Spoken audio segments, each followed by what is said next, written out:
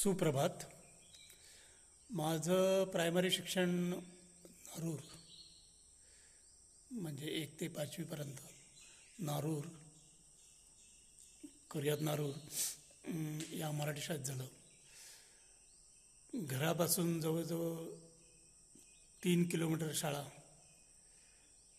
सकाळी उठून शाळेत जायचं, दुपारी जेवणाला रिटर्न यायचं. 3 दूने 6 किलोमीटर झाले. जेवल्यानंतर परत जायचं रिटर्न धावत धावत. 6 आणि 3 9 आणि परत यायचं. 9 आणि 3 12 म्हणजे रोज 12 किलोमीटर चालणे किंवा धावत जाणे. आम्ही धावत पण जायचो 12 किलोमीटर. म्हणजे जी आर्मी आणि पोलिसला जी मिनिमम हे रनिंगची हे आहे ती आमची रनिंग व्हायची.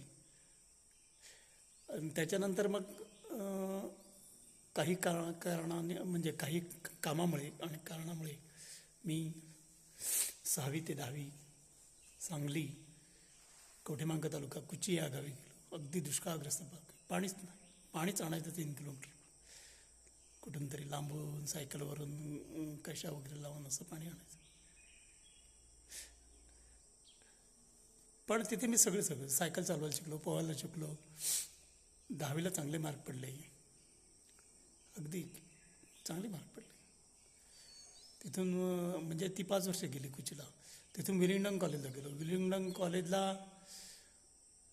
1 वर्ष होतो, 11वी. ते जगप्रसिद्ध कॉलेज आहे. त्याच्यानंतर 1 वर्ष. तिथून मग परत गोगटे कॉलेज रत्नागिरीला 2 वर्ष. तिथून परत मग फार्मसी फार्मसी कोल्हापूरला तिथे गेलं. D.Pharm तिथे केलं. आता हे सर्व प्रपंच सांगण्याचं कारण म्हणजे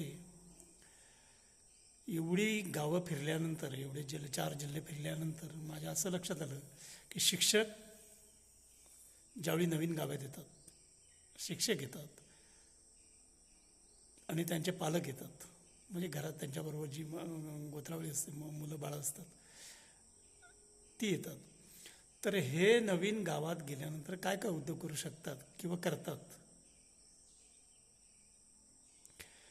कारण त्यावेळी परिस्थिती कशी होती, मग शिकलेल्या गावातला माणूस कोण? शिक्षक.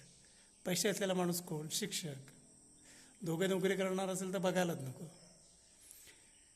आणि मग शिक्षक असली काय, आजूबाजूची मुलं म्हणजे त्यांच्या घरावर म्हणजे ज्या ठिकाणी ते राहतात शिक्षक, त्यांच्या आजूबाजूची जी मुलं येतात. आता जर शिक्षकाला जर मुलगा असेल तर त्या येणाऱ्या समजा मुली येत असतील 8-10 किती काय येत असतील 8-10, तर त्यांच्यावर ती मुलं कशी वागतात. कधी विचार केला तुम्ही? विचार पण करू शकत नाही, कल्पना पण करू शकत नाही की मुलं एक गावामध्ये, नवीन गावामध्ये गेल्यानंतर काय काय उद्योग करतात किंवा कशी वागतात. मुली पण कमी नाहीत, मुली पण पुढे असतात अगदी. आता मला काय मला बरेच भलतेच अनुभव आले, बरेच भलतेच आणि वेगवेगळे अगदी न सांगण्यासारखे पण अनुभव आले ह्या शिक्षकांच्या मुलांपासून जास्त. आणि शिक्षकांचं मग तिथून असं एक विचार मनात आलं आणि मला ठरवलं की हे नेमकी कुठल्या गावात गेल्यानंतर नेमकी ही शिक्षकांची मुलं करतात काय, हे बघण्याचा छंद लागला पुढे. म्हणजे आजूबाजूला कोण शिक्षक असेल तर त्यांची मुलं काय करतात हे एक निरीक्षण करण्याचं एक नाद किंवा छंद हे लावून गेला की काही बेसिक आणि बेस ठरलेला होता की ही मुलं काय करतात. ते कारण नवीन गावात गेल्यानंतर शिक्षक आला, शिक्षक म्हणजे प्रतिष्ठित व्यक्ती, शिकलेला आहे, पैसेवाला आहे, सगळं आहे, त्यांना मुलं बळ आहेत.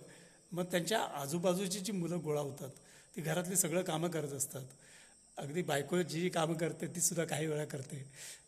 आता बायका काय काम करते हे तुम्ही ठरवा, पण ती पण कामं करते, ही मुलं बाळं करत असतात. अगदी मुलं बोलतो आहे मी, अगदी विचारपूर्वक, अगदी ह्याच्यामध्ये बोलतो आहे. सकाळ झालेली आहे आणि मी कुठल्याही आंघोळ बिंघोळ करून, स्वच्छ आंघोळ करून, पूजा करून इथे बसलेलो आणि बोलतो आहे मी. जी बायकोची जी कामं करते ती सुद्धा मुलं कामं करत असतात. अगदी मी छाती ठोकपणे सांगतो हे. आता हे अगदी ओपन करून सांगायचे किंवा नाव घेऊन सांगायचं तर तसं पण सांगू शकतो, पण ते सांगणं योग्य वाटत नाही. आणि सुप्रभात, मी या ठिकाणी आजचा व्हिडिओ तरी थांबवतो, पुढे आपण बोलूच नंतर.